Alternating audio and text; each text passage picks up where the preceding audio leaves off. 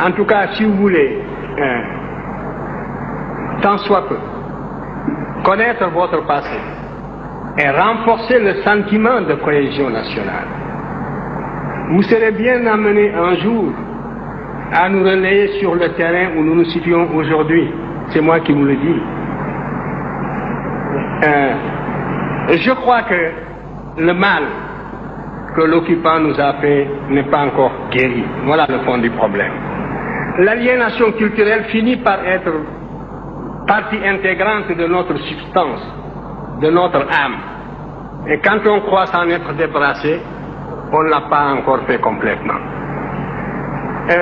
Souvent, le colonisé ressemble un peu, ou l'ex-colonisé même, ressemble un peu à cet esclave du 19e siècle, qui libéré va jusqu'au pas de la porte, et puis revient à la maison parce qu'il ne sait plus où aller.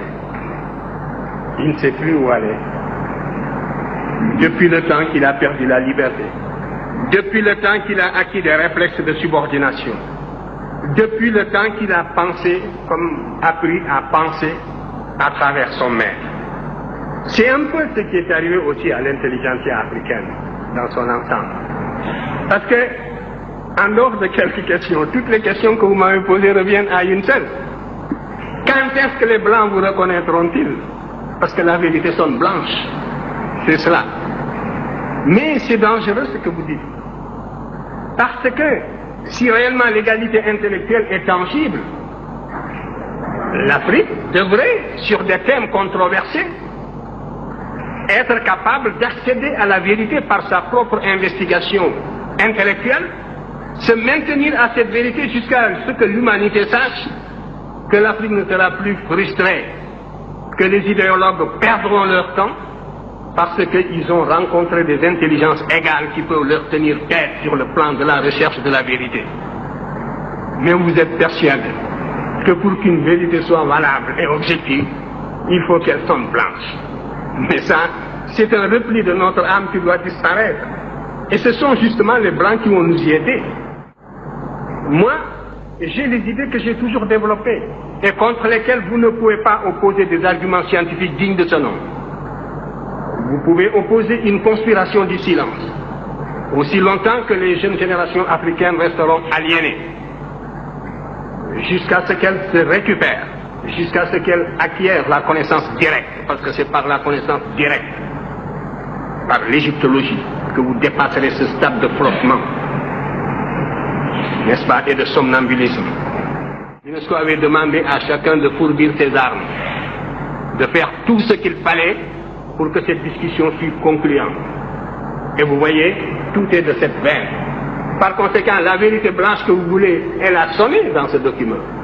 Mais vous ne lisez même pas, il faut prendre connaissance déjà de toute la littérature scientifique qui existe dans ce domaine. Nous avons provoqué une rencontre au niveau le plus élevé et les résultats sont palpables, les voilà. Ce que vous attendiez, vous l'avez sous les yeux, lisez-le demain.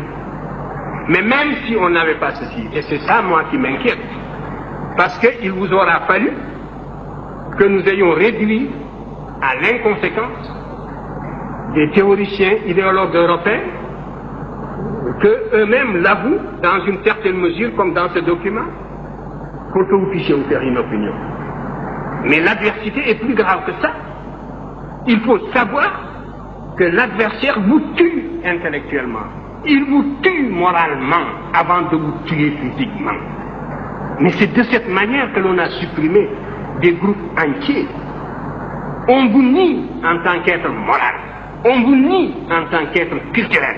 On ferme les yeux, on ne voit pas les évidences. On compte sur votre complexe, sur votre aliénation, sur le conditionnement, les réflexes de subordination et sur tant de facteurs de ce genre. Et si nous ne savons pas nous émanciper d'une telle situation par nos propres moyens, mais il n'y a pas de salut. À ce moment-là, la question que vous me posez, vous y avez répondu, parce que vous avez répondu par les actes à l'infériorité, donc vous avez en quelque sorte prouvé ou supposé l'infériorité du monde noir, puisque la vérité doit lui venir de l'autre camp. Il faut faire attention. Moi, si je n'étais pas intimement persuadé de l'égalité des races, si je n'étais pas intimement persuadé de la capacité de chaque race de mener sa destinée intellectuelle et culturelle, mais je serais déçu. Que ferions-nous dans le monde s'il y avait réellement cette hiérarchisation intellectuelle? Mais il faudrait s'attendre à une disparition d'une manière ou d'une autre. Parce que le conflit, il est partout, il est à tous les niveaux, il est dans tous ces débats, il est jusque dans nos relations internationales les plus feutrées. Nous menons et on mène contre nous le combat le plus violent même que celui qui a conduit à la disparition de certaines espèces. Et il faut justement que votre sagacité intellectuelle aille jusque-là. Ce que j'ai dit un peu dans la préface de Obenga, c'était cela, que par la connaissance directe, l'Afrique doit être capable de saisir une vérité, de savoir qu'elle est en possession d'une vérité, quel que soit le domaine d'ailleurs. Ce n'est pas seulement dans le domaine culturel. Et de se maintenir au niveau de cette vérité en prenant des mesures conservatoires jusqu'à ce que tout le monde joue le même jeu, jusqu'à ce que l'on sache que la supercherie est finie. On n'a plus affaire à des enfants ou à des nouveau-nés. Mais c'est là à la fois une réaction intellectuelle, une réaction culturelle, ça demande la mobilisation de toutes les capacités de l'être, un être qui, abstraction faite de son aliénation, a les mêmes capacités que n'importe quel autre être. Regardez, dès que vous parlez de patrimoine culturel, la gauche occidentale et la droite se touchent. Et souvent la gauche est plus minable que la droite. Faites l'expérience, on vous accorde l'égalité abstraite, mais l'idée que des nègres aient pu connaître une promotion historique dans le passé leur est réfractaire, ils sont réfractaires à cette idée. Et parce que leur formation intellectuelle tardivement acquise se situe à un niveau très superficiel, au niveau du cortex, au niveau de l'intellect. Mais la formation qu'ils ont reçue tous dans leur plus tendre enfance, les clichés auxquels ils sont habitués dans leur environnement d'enfance, les caricatures et tout, comme je vous le montrais ici, aussi dans le monde méridional, c'était l'inverse. Tout cela les empêchait, les rendait aveugles, n'est-ce pas, pour observer des vérités comme celles que nous leur opposions. Par conséquent, il n'y a qu'un seul salut, c'est la connaissance directe. Et aucune paresse ne pourra nous dispenser de cet effort.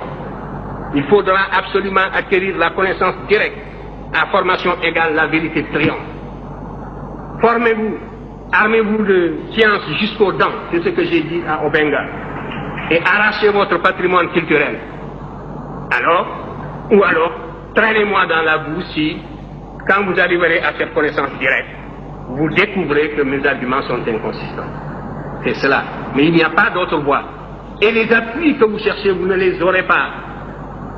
Parce que c'est un monde, c'est un univers d'idéologues que vous aurez en face de vous.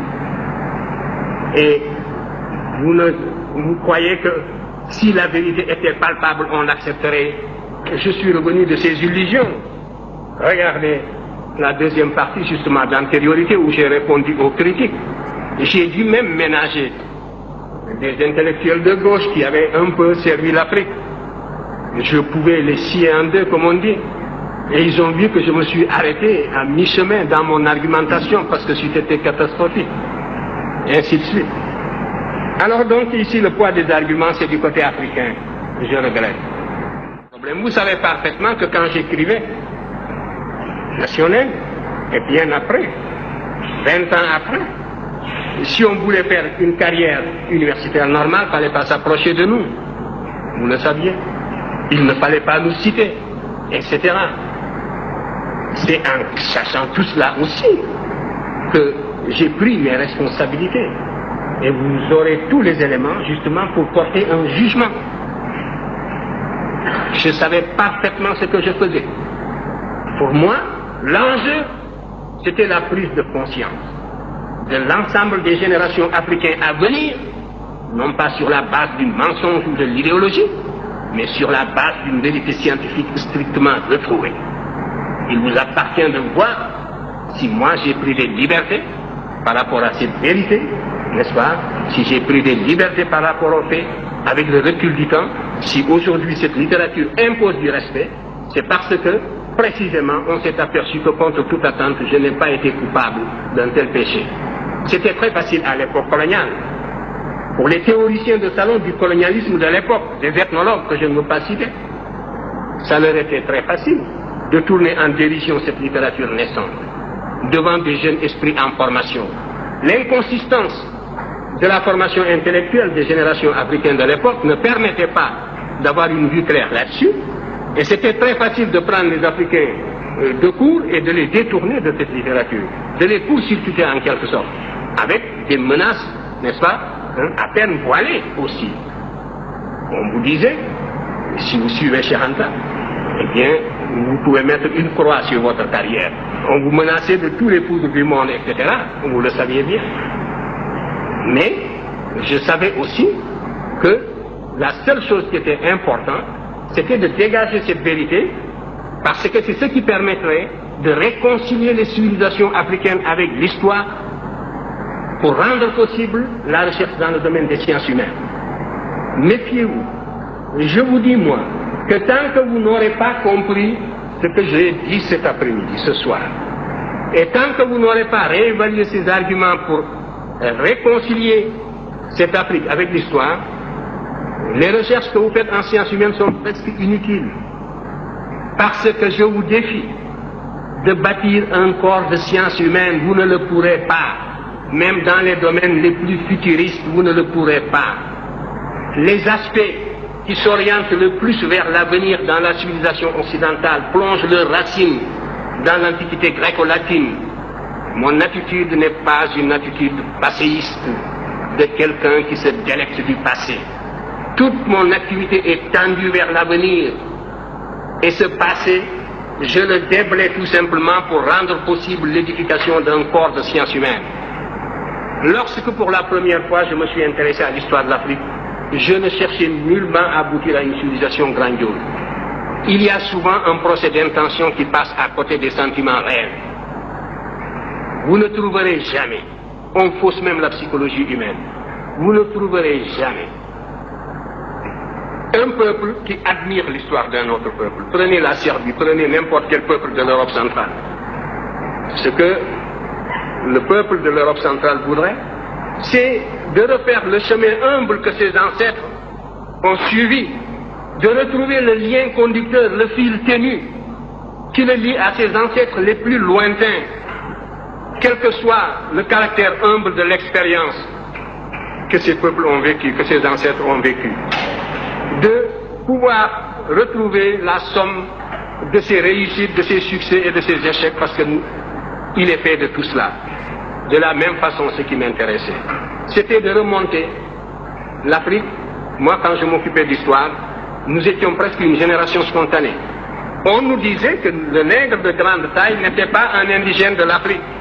C'était les théories, justement, de Rivet qui étaient en vigueur. L'Afrique était peuplée à partir de l'Océanie. Donc, le noir que vous êtes et moi, nous sommes des occupants. Nous sommes des étrangers qui sommes venus sur un sol qui nous est étranger.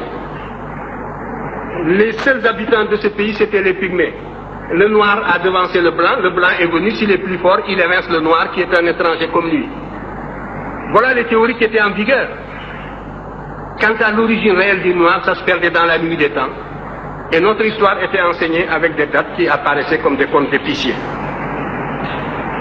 Alors, devant une telle situation, la seule chose qui m'intéressait, c'était, j'étais habité par la certitude, a priori, que nous sommes là, sur ce continent, en même temps que les autres, que nous avons toujours vécu ici, que nous sommes des Noirs capables, des hommes capables, aussi capables que les autres. C'était la seule chose que l'on pouvait supposer a priori. Et ce qui m'intéressait, c'était donc de retrouver ce chemin humble qui me conduirait à nos ancêtres les plus lointains. En tout cas, vous pouvez remonter, vous, en ce qui vous concerne, jusqu'aux racines de la philosophie africaine. Je vous invite à étudier la cosmogonie héliopolitaine. Je l'ai décrite d'ailleurs brièvement dans Civilisation ou Barbarie. Vous y trouverez les prémices. Vous commencerez à vous faire une idée de la consistance de la pensée de vos ancêtres de la vallée du Nil qui étaient noirs comme vous, ici. Si c'était cela, si ce n'était pas cela des arguments, c'est la preuve que, vous voyez, on a presque le cerveau vidé. Et les arguments d'une certaine source ne se fixent plus. C'est ça l'aliénation. Parce que vous demandez, que valent donc ces arguments-là? Est-ce que j'ai inventé les projections que je vous ai faites, que vous pouvez retrouver dans la vallée du Nil, où vous trouverez justement cette civilisation qui est discutée, ces agents qui se sont représentés plus noirs que vous-même? Mais déjà, vous avez les œillères de l'éducation colonialiste et vous ne pouvez plus voir cette réalité palpable. C'est ça la cécité intellectuelle. Vous comprenez? Où est la raison dans cette éducation? Où est la raison? Où est le développement du sens critique dans cette éducation? Voilà le danger contre lequel nous devons vous prémunir. Il faut que votre cerveau fonctionne. Je disais encore hier et je le répéterai demain, que ce que nous voulons, ce que nous visons dans votre éducation, c'est de réveiller justement le bâtisseur de nation qui dort en chacun de vous. C'est de réveiller le créateur qui dort en chacun de vous. Et cela suppose donc une réforme qui mette l'accent sur la rationalité, sur les facultés créatrices de l'individu et sur l'indépendance intellectuelle de l'individu. Voilà le but que vise mon enseignement en tout cas. Et si je ne l'atteins pas, c'est bien regrettable.